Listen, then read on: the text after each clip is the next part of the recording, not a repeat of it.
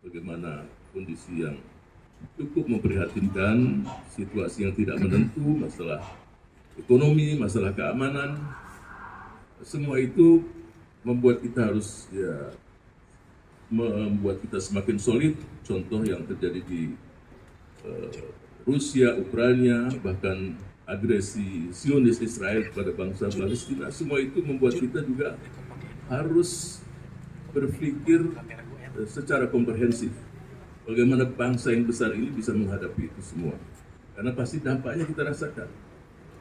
Dan yang terakhir, kita sebagai bangsa besar secara teritorial, secara penduduk, secara kekayaan alam, ya kita ingin bangsa kita ini jadi leader di kawasan, pemimpin di kawasan. Ya, dan saya melihat, ini saya melihat dari perjalanan panjang, Bapak Prabowo Subianto mampu untuk menjadi pemimpin leader di kawasan ini. Dan yang kedua, kita harus juga memberikan warna di dunia. Dalam arti peperangan yang terjadi. Dan kita tahu salah satu tujuan terbentuknya negara Kesatuan Republik Indonesia ikut dalam ketertiban, menertibkan dunia ini. Apalagi kalau sampai terjadi kedamaian di sekian banyak titik di dunia ini. Bahkan yang kita berharap agar juga bangsa ini bekerja keras untuk mewujudkan kemerdekaan saudara-saudara kita di Palestina. Dan itu sudah ada dalam konstitusi kita. Nah, kalau itu terwujud, saya yakin juga negeri yang sama-sama kita cinta ini tidak akan dilupakan oleh bangsa Palestina. Mereka punya hak untuk meraih kemerdekaan. Sebagaimana ketika kita merdeka, mereka lah yang pertama memberikan apresiasi, bahkan menerima kemerdekaan bangsa Indonesia. Jadi itulah semua yang membuat kita semangat bersama-sama bergabung dalam pemerintahan Bapak Presiden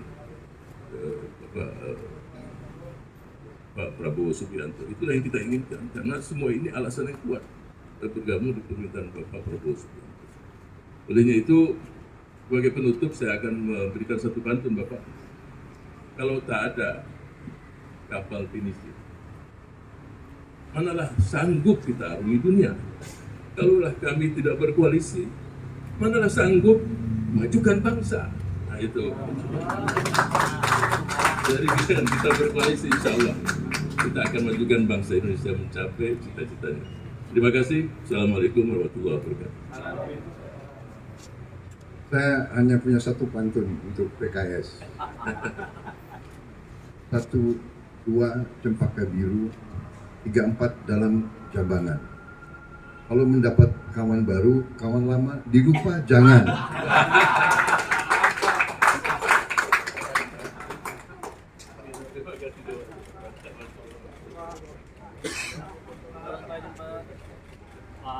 Presiden, foto bareng Pak Presiden, foto Pak Presiden, foto bareng Pak Presiden.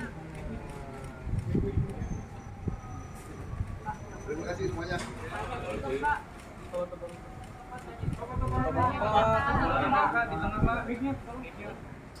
Tanya jangan susah-susah ya tanyanya. Ayo, ya. Izin Bapak bertanya di luar dari agenda kita pada hari ini. Rencananya kan Bapak akan melakukan secara langsung menguji kelayakan menteri-menteri Bapak itu. Bagaimana prosesnya, Pak? Uji kelayakan calon menteri-menteri yang nanti akan di kabinet Bapak itu bagaimana prosesnya? Sebetulnya prosesnya sudah berjalan lama, ya kan?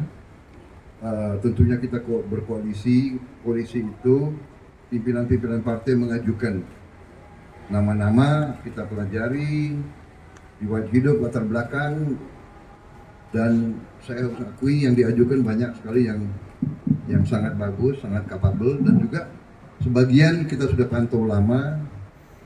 Yang saya katakan kan saya sudah bagian daripada kabinet Indonesia Maju, dan saya sudah bekerja sama dengan beberapa menteri, dan memang menteri-menteri yang saya lihat banyak yang memang kapabel, banyak yang profesional. Jadi sebetulnya proses pemantauan itu sudah berjalan lama, kita sudah sering diskusi. Jadi ada tahap-tahap yang kita tidak di depan media, tapi sudah dilaksanakan. Saya kira demikian ya. Oke, terima kasih. Bapak, tadi kan ini pertemuan dengan PKS, apakah juga ikut membicarakan soal menteri ini dari PKS, apakah juga mengajukan nama-nama ke Pak Prabowo? Ya kan saya sudah jelaskan ya, tentunya pimpinan partai akan mengajukan. Ya, terima kasih. Ada berapa Pak yang dikasih ke Pak? Oke.